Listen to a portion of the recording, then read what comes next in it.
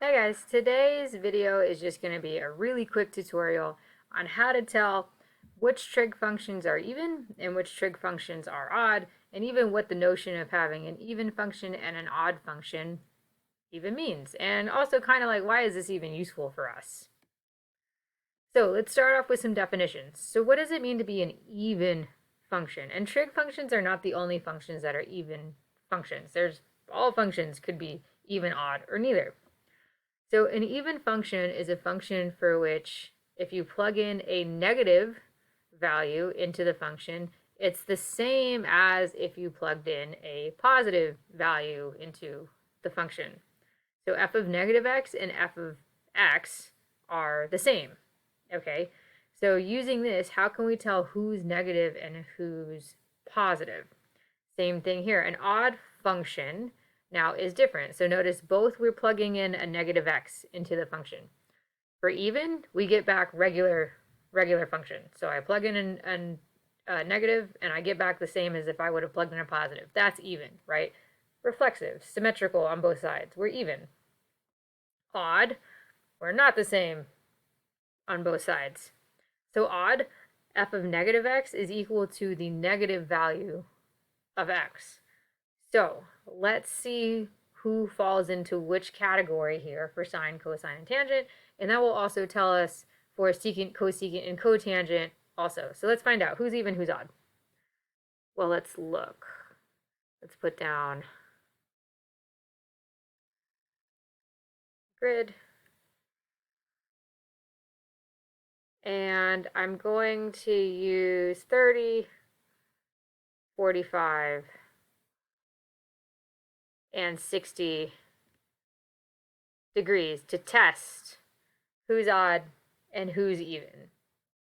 So why don't I start with sine, and why don't I start with 30 degrees?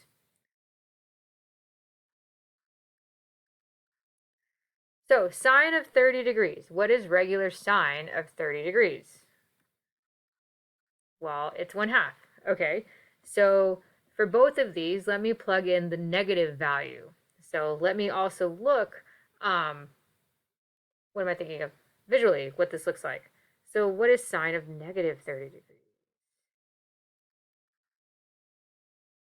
So this is 30, this is 45, this is 60. So this is negative 30. So now, what is sine of negative 30 degrees? Well, for sine, this is so confusing. What are the signs of sine in each quadrant? Well, in quadrant 1, sine is positive. In quadrant 2, sine is also positive. In quadrant 3, sine is negative, and in quadrant 4, sine is also negative. So, which means that sine of negative 30 degrees, if I know sine of 30 is 1/2, and in quadrant 4 sine is supposed to be negative, then sine of negative 30 is going to be negative 1/2. And now this follows that if I plug a negative value into my function, it's the negative value of what I would have plugged in if I got the positive value into the function. In other words, sine of negative 30 is equal to negative sine of 30, right? Negative 1/2. So I plugged a negative in, I get a negative out. So sine is an odd function.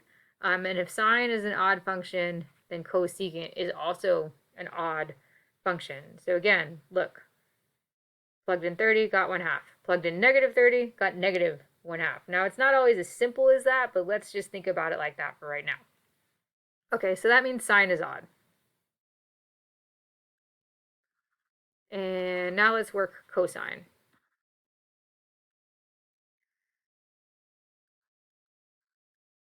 So cosine of 45 is root 2 over 2. All right, let's check the negative version. And two things are going to happen. Either cosine of negative 45 is going to be negative root 2 over 2, in which case it's odd, or cosine of negative 45 is going to be positive root 2 over 2, in which case it's even. So now cosine of negative 45 is equal to what? Well, let's check the signs for cosine. In quadrant 1, cosine is positive. In quadrant 2, cosine is negative. Quadrant 3, cosine is negative. In quadrant 4, cosine is again positive, which means cosine of your positive angle and cosine of the negative angle are going to be the same.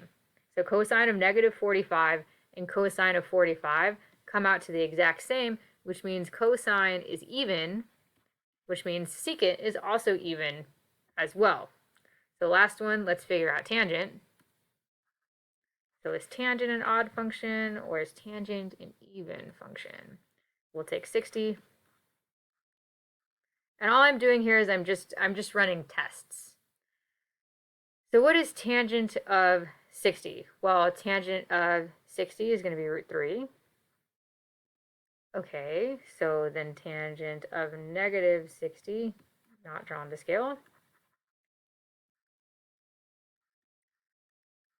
is going to be what? Well, what are my tangent signs? Well, tangent is positive, then it's negative, then it's positive, then it's negative. Okay, so if tangent is negative down here, then it's going to be negative root 3. So tangent of negative 60 is negative root 3. That means we're odd. So then tangent is an odd function, and cotangent then is also an odd function. So notice, the only one is even is cosine. Why? Because cosine of 45 and cosine of negative 45 are the same thing. Tangent flips, and sine also flips as far as the sine goes.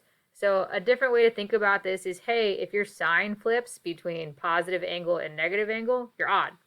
If your sine doesn't flip between negative angle and positive angle, you're even. So that's just how to tell, and now we know who's who.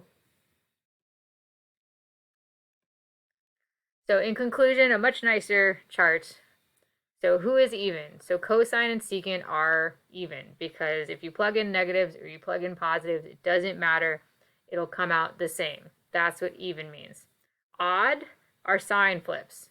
So remember, sine of negative 30 and sine of 30 were different with a sign, right? One was positive, one was negative. Same thing with tangent. One answer was positive, one answer was negative. Will be the same with cotangent and cosecant. So this is a synopsis of who's even, who's odd. So thank you guys for watching. I hope that helped clarified who is an even function and who is an odd function in terms of trig, as well as if you forget who's supposed to be odd and who's supposed to be even, a quick little check as far as how you could figure it out and then go from there. All right, thank you for watching, guys. I'll see you next time.